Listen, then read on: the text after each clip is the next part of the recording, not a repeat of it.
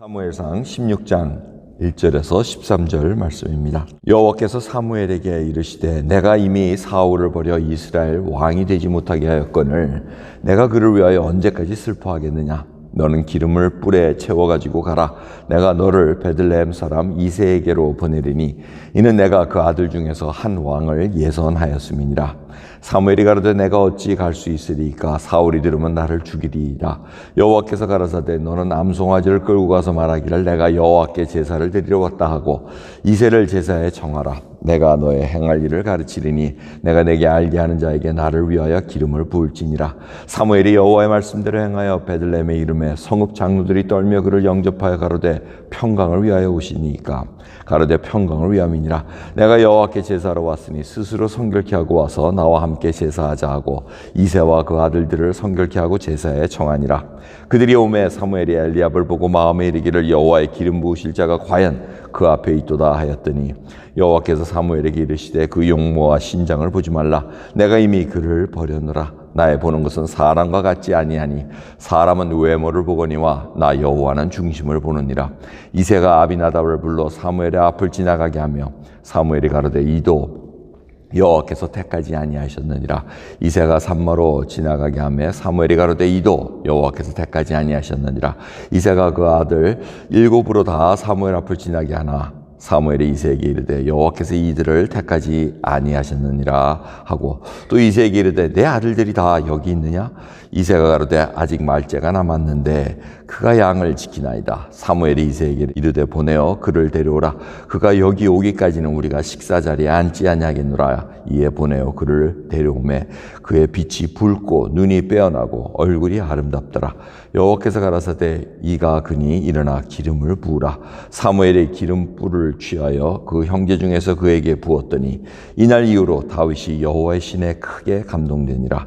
사무엘이 떠나서 라마로 가니라. 아멘. 사울이 폐위를 당했지만 아직 왕권을 유지하고 있었습니다. 그 사이에 사무엘이 굉장히 슬퍼했다 그럽니다. 이 사울 자체, 인간 자체를 두고도 슬퍼할 수도 있겠지만 사실 앞으로 향할 이스라엘의 그 당할 일들, 이제 이 왕으로 인해서 또 고통당하고 할 모든 것을 생각하면 슬퍼할 수밖에 없었다는 거죠. 그래서 이제 하나님께서 왕을 다시 이제 기름 부을 왕을 찾아갈 수 있도록 이제 기회를 만들어 주십니다.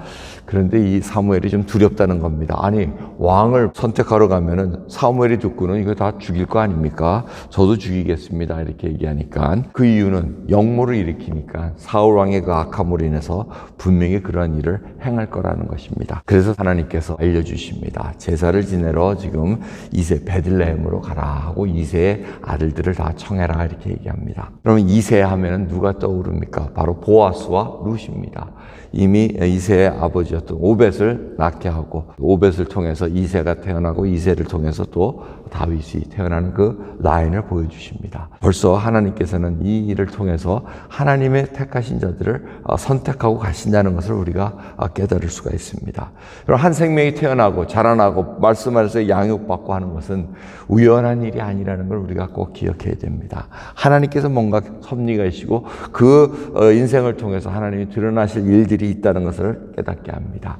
저희들도 마찬가지입니다. 우연히 이 땅에 있는 것이 아니고 우연히 이곳에 있는 것이 아니고 하나님의 은혜로 하나님의 양육받음으로 말미암아 하나님께서 쓰실 일을 통해서 하나님의 영광을 드러내기 위함이라는 것을 잊지 말아야 됩니다. 그래서 이 아들들과 같이 제사를 지내는데 이 베들레헴 땅에 들어갔을 때 장로들이 나와서 아이고 떨면서 영접을 합니다. 혹시 우리가 뭐 잘못한 거 있습니까? 왜 선지자가 올 때는 순회 이렇게 다니실 때는 뭔가 질책을 하고 잘못한 것을 지적하기 위해서 오는 일이 왕왕 있었기에 혹시 우리 성에 뭐 잘못된 일이 있습니까?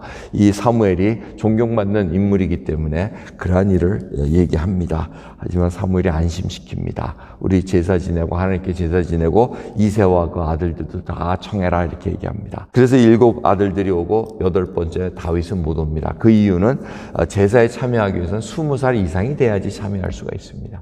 다윗은 20살이 안 됐다는 겁니다.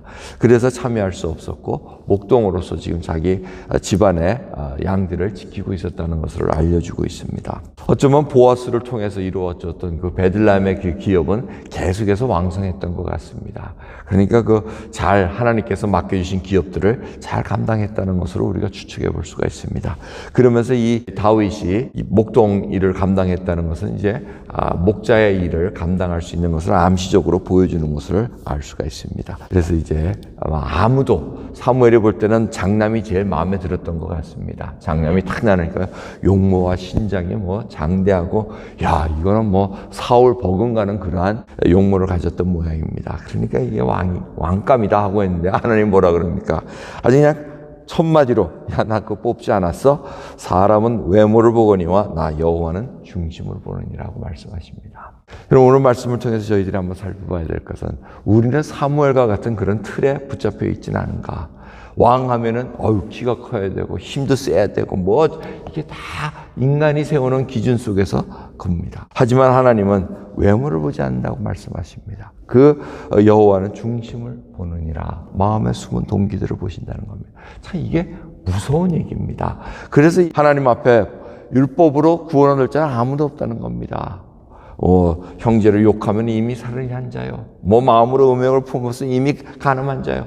이게 전부 다 하나님 보시기에는 마음을 보시기 때문에 이 마음속에 뭘 생각하고 있느냐에 따라서 이미 우리는 죄악된 삶 속에 들어갈 수밖에 없다는 것을 알려주고 있습니다. 상한 심령이기 때문에 그렇습니다. 그러기에 다윗을 택한 것을 보면은 이 어린 다윗은 중심에 하나님을 경외하는 마음이 있었다는 겁니다. 어떠한 상황 속에서도 하나님을 사랑하는 그런 동기들이 외모는 좀 왜소할지 모르지만 하나님을 사랑하는 그 중심이 있었다는 것을 하나님 보신 것을 알 수가 있습니다. 저희들이 삶을 사는 데 있어서 이 틀에서 벗어나야 됩니다. 하나님 나라의 가치관으로 이 세상을 바라봐야 되고 사람을 바라봐야 된다는 것입니다. 이거 굉장히 저희들에게 어려운 일입니다. 우리는 신앙생활 잘한다 하면은 틀에 벌써 붙잡혀 있습니다. 뭘 잘해야 되고 뭘 해야 되고 어떻게 해야 되고 이런 식으로 다 틀에 잡혀 있습니다. 그런데 그것이 마음 중심에서 나오지 않으면 아무 의미가 없다는 겁니다. 하나님께서는 우리의 중심을 보십니다. 예배 나오는 자세, 찬양 드리는 자세, 하나님께 기도 드리는 자세, 그 하나하나가 정말 하나님을 경외하고 마음속에서 중심으로 하나님을 사랑해서 나오는 건가, 그걸 보고 계시다는 것입니다.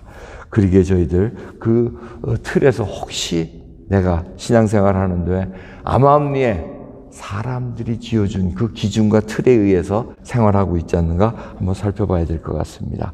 그 틀에서 벗어나 정말 하나님의 눈으로 볼 수 있는 믿음의 눈이 열려지기를 소원합니다. 두 번째로는 하나님의 섭리에 대해서 깊이 생각해 보시기 바랍니다. 내가 여기까지 오게 된 거, 내가 지금 이 시간 신앙생활을 하면서 믿음을 가지고 하나님 앞에 서 있다는 것은 어떤 의미를 갖고 있는가? 우리 부모님을 통해서 또 이곳 미국 땅에 와가지고 신앙생활을 한다는 게 우연이 아니라는 것. 하나님의 섭리 속에서 저희들을 택하시고 작정하셔서 지금 이끌어가고 계시다는 그 시점에서 나는 무엇을 행하고 있는가 살펴보는 저와 여러분 되기를 소원합니다. 기도하겠습니다. 하나님 감사합니다. 오늘도 주님께서 허락하신 하루입니다. 그 시간 속에 저희들이 살아가고 있나이다. 언젠가는 저희들이 주님이 부르주실 때 저희들이 모든 것을 털어놓고 가야 됩니다. 주님, 저희들이 혹이라도 이 땅에 사는 동안 아웅바웅 하면서 손에 뭘 붙잡고 싶어가지고 끝까지 놓지 못하는 거 있습니까? 정말 주님 앞에 이 부르심에 합당한 자로 살아가기를 소원합니다. 우리 마음속에 어떠한 중심이 있는가 알게 해주시옵소서. 저희들에게 주님 앞에 부르심을 받고 나갈 때마다 정말 감사하며 하나님 앞에 개가를 부릴 수 있고 하나님을 찬양할 수 있는 믿음의 사람으로 인도해 주옵소서. 감사드리며 예수 그리스도의 이름으로 기도드리옵나이다. 아멘.